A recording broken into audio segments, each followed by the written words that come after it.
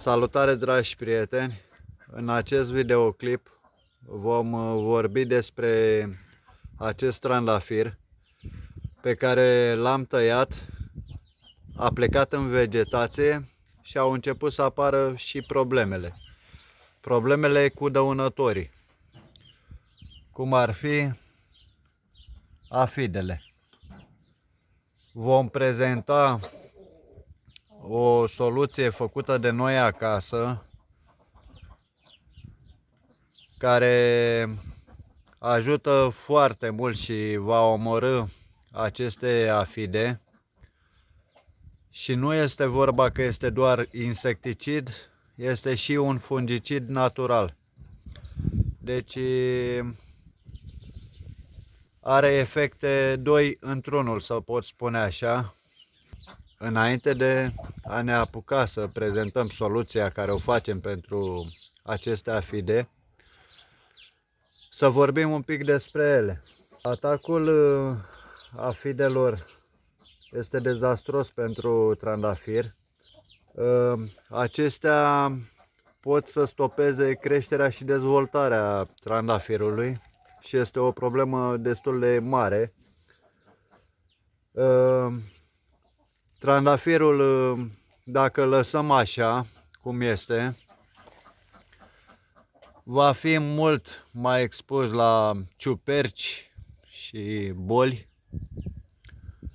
și trebuie neapărat înlăturate aceste afide, deoarece afidele vor atrage și furnicile și vor apărea foarte multe probleme pe parcurs.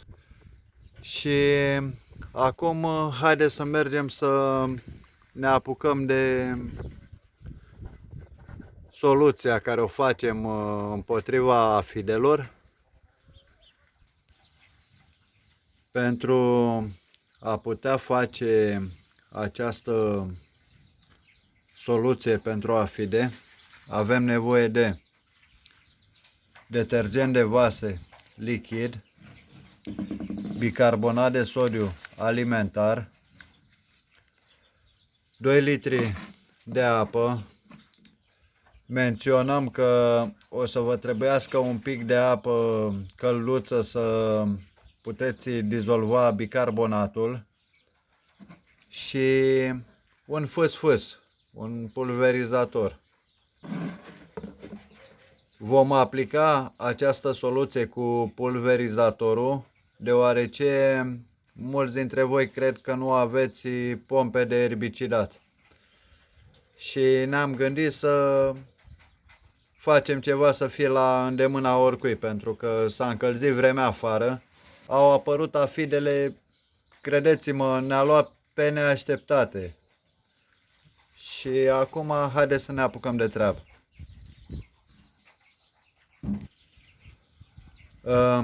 Vom pune o lingură de bicarbonat de sodiu .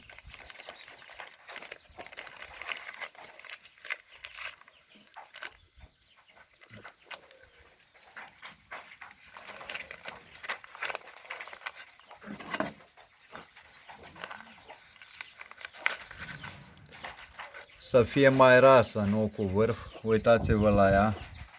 Așa. Avem lingura cam mare.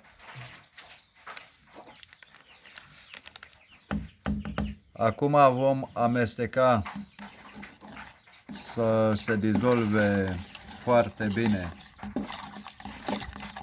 bicarbonatul de sodiu. Deci amestecăm foarte bine. Menționez că apa din acest ibric, acest vas, este călduță.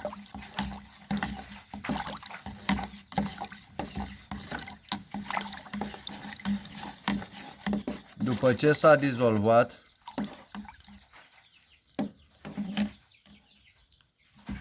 o vărsăm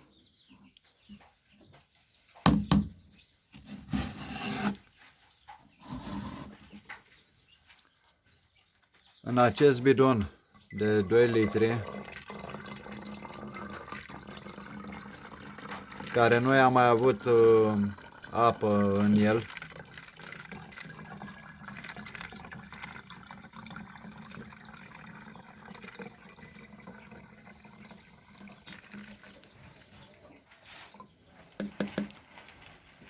Așa. Acum vom pune tot la fel o lingură de detergent de vase.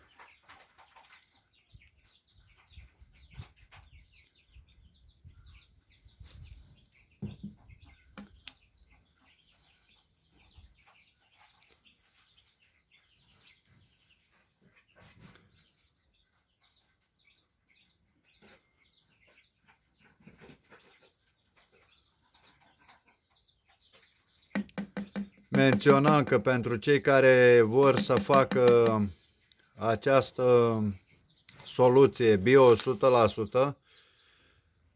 să cumpere lichid de vase bio. Noi nu am avut de unde să cumpărăm și ne-am grăbit pentru că afidele le pot face foarte mult rău trandafirilor în perioada de dezvoltare.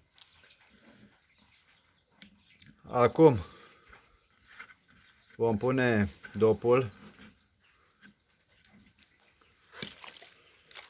Vom lăsa sticla un pic mai goală să se amestece bine și pe urmă adăugăm iar apă și amestecăm.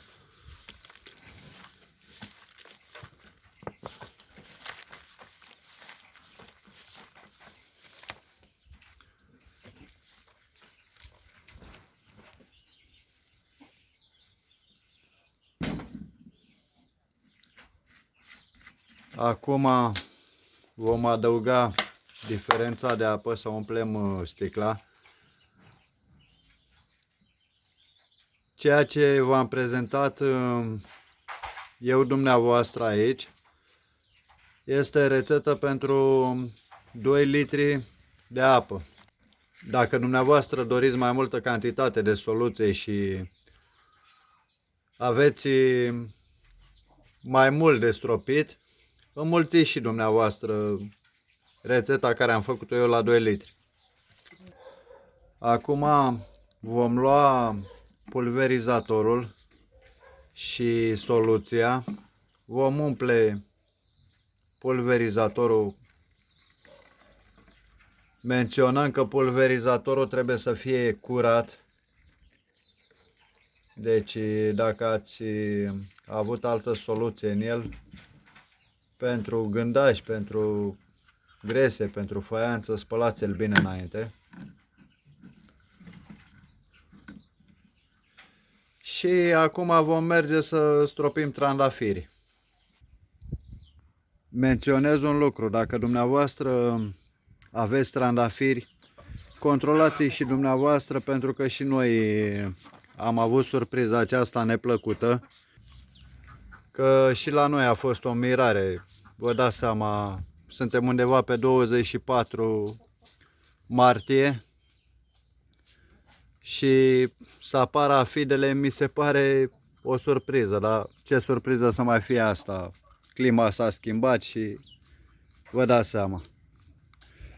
Menționez că această soluție poate fi aplicată și preventiv, adică chiar dacă este vorba să nu aveți afide, puteți să o folosiți, nu le va face rău, din contră, vor preveni infestarea cu afidele și,